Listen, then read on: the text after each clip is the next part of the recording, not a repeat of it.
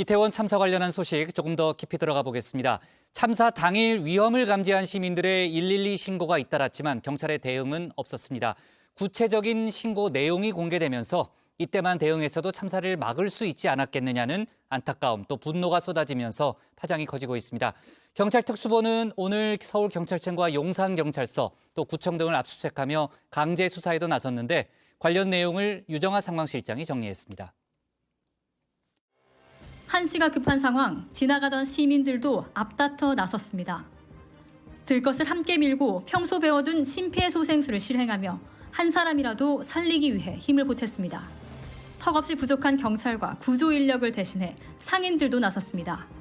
사람들이 통제가 안 되니까 거기 있던 이제 펜스랑 차단문 같은 거 다른 가게들 것까지 빼와서 거기 사람들 통제하고 있었고.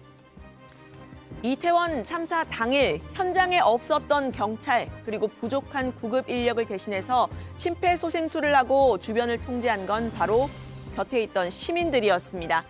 당일 현장에 있었던 시민들은 경찰에도 도움을 요청했습니다. 압사라는 단어가 신고 음성에 담긴 건 무려 참사 3시간 40분 전부터였다고 합니다.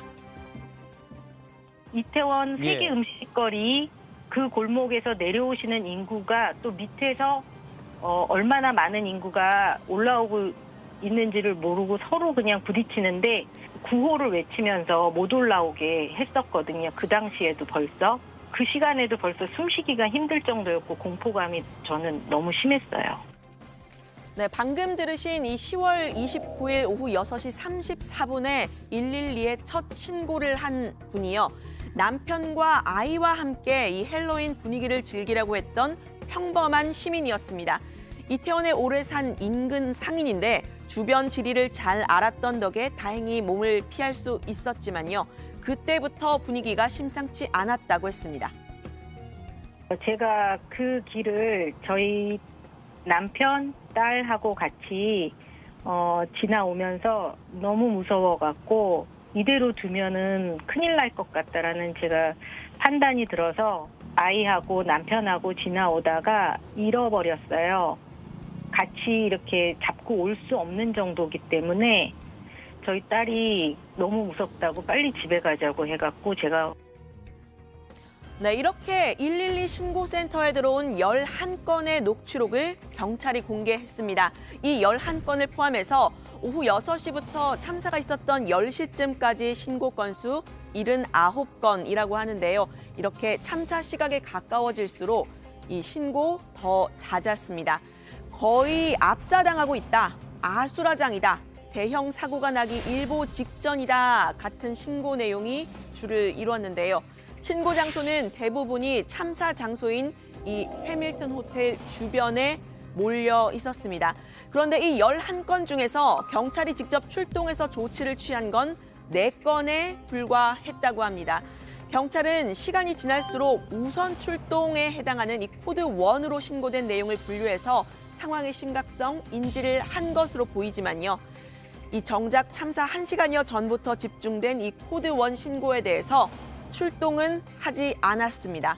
하지만 이 9시 7분 신고를 포함한 이 5건의 경찰 신고에서 경찰의 마지막 멘트, 알겠다, 출동하겠다였습니다. 1시간이 지나고 1시간 반이 지났어도 지원 어떤 경찰이나 이런 부분들이 이루어지지 않았어요. 그래서 답답한 부분은 젊은 친구들이 막 어깨 메고 이렇게 나오는데 경찰이나 이런 부분들이 통제를 빨리 진행을 돼서 왔었더라면 하는 안타까움이 너무 심하게 들었고 화도 많이 났어요. 네, 경찰에 신고한 시민들은 아주 적극적이었습니다. 신고자가 진짜 심각하다 이렇게 했지만 아 그래요? 이렇게 돌아오는 경찰의 무심한 대답에 영상을 찍어 놓은 것도 있는데 보내드리겠다 이렇게 말을 하기도 했고요. 경찰이 정확한 위치를 알 수 있도록 위치 추적에 동의를 하고 또 일방통행을 할 수 있게 통제를 해달라 구체적으로 해결책을 제시하는 모습도 보였습니다. 하지만 경찰은 위치가 어디냐, 상호명을 좀 불러달라, 이태원 몇 번 출구인지 구체적으로 좀 말을 해달라 이런 말들을 반복했는데요. 이 신고를 했던 때가 바로 오후 9시 10분 경찰이 공개한 8번째 신고의 내용입니다. 지금 제가 공개해드린 이 3건의 신고 모두 경찰의 출동 없었습니다. 초동 대응에 실패했다. 경찰청장이 직접 나서서 인정한 이유로 풀이가 됩니다. 결국은 살릴 수 있었던 사람들을 살리지 못한 사고였음이 이제 드러난 것이죠. 여기에 대한 이제 책임 소재를 따져야 되는 것은 물론이려니와 지금 정부에서는 어제서야 이 문건을 발견을 하고서야 사과를 일제히 한 것으로 보여집니다. 네, 문제는 이런 시민들의 적극적인 신고에 경찰이 혹은 우리 정부가 어떻게 대응했느냐 하는 점입니다. 통상 112 신고가 서울경찰청으로 접수가 되면요, 일선 경찰서에서 사건을 처리합니다. 만약에 상황이 긴급하다고 판단을 한다면 서울청에서 필요한 조치를 취할 수도 있고 상위 기관에도 보고가 되겠죠. 그런데 이태원 참사 당일 이 경찰에 들어왔던 이 신고 내용들 행안부 상황실로는 전파가 되지 않은 것으로 안다는 게 오늘 중앙재난안전대책본부의 브리핑에서의 설명입니다. 현재까지 알기로는 그 이태원 그런 상황이 경찰을 통해 우리 행안부 상황실로는 전파가 안 된 걸로는 알고 있는데 아주 경미한 것까지 행안부로 이제 전파가 되는지 아니면 어떤 기준이 있는지 요거는 확인을 해서 이제 말씀을 드리도록 하겠습니다. 네, 행안부 상황실이 접수한 최초 신고, 소방당국이 밤 10시 15분에 받은 119 신고를 33분 뒤인 10시 48분에 전파한 거였다고 하는데요. 실제 참사 현장에는 경찰보다 소방당국이 더 먼저 왔다는 게 목격자들의 얘기죠. 경찰 차원의 대응이 왜 없었는지, 문제가 뭐였는지 조사가 필요해 보이는 대목입니다. 현장 경찰관이 나가서 현장에서 그 개별 112 사건에 대응하는 것으로서 이 사건 전체를 막을 수 있었던 그런 상황은 아니었고요. 예. 역부족인 상황이었고요. 사전에 경찰청장 그리고 서울경찰청장이 대위하고 그리고 당일날 처음 신고가 들어와서 혼잡이 극심하다라는 그러한 내용이 알려졌을 때라도 그때라도 대비를 했었어야 되는 그런 상황입니다. 네, 이 경찰의 혼잡 상황 관리가 중요했던 이유요. 이미 사람들이 한 대 뒤엉키고 난 뒤에는 개인 차원에서 할 수 있는 일은 거의 없었기 때문인데요. 혼잡도를 낮추는 것만이 답이라는 게 전문가들의 얘기인데 이 사고 대비가 아니라 대응이 되면 이미 늦었다는 겁니다. 요새 뭐 방송에 보면은 뭐 가슴을 손으로 막아라라고 하는데 예. 그건 말도 안 되는 얘기입니다. 안 그건 됩니까? 정말 한두 명에 의한 압박을 받았었을 때나 좀 유효할 거란지 내 의지와 상관없는 그런 보행이 이루어지면 미리 예. 자기 보호적인 자기 방어적인 행동으로 빠져 나와야 되는 겁니다. 된다. 네, 다만 일선 경찰서에서는 이 상황 도저히 감당할 수 없었다는 주장도 나왔습니다. 이태원 파출소 직원 A씨는 경찰 내부망에 글을 올렸는데요. 압사가 우려된다는 112 신고 매년 헬로윈과 크리스마스 때마다 있었고 또 파출소 직원 20명은 최선을 다해 근무를 했지만 역부족이었다라고 한 겁니다. 현장 대응이 미흡했다고 인정한 윤희근 경찰청장에 대해서도 어떤 점을 근거로 그런 발언을 했느냐 정면 비판을 했는데요. 기동력 지원을 요청했지만 받지 못했다고도 했습니다. 용산 경찰서나 파출소 정도의 어떤 인력으로는 부족했을 거예요. 지휘 구하지 않았을까 싶거든요. 아하. 뭐 자기가 다 혼자 다 소화할 수 있는 그게 안 되니까 네. 아마 지휘를 구했을 거예요. 근데 그때 어느 선에서 어느 단계에서 왜 묵살이 됐는지 묵살된 거 아닙니까? 지금 보면. 됐으니까.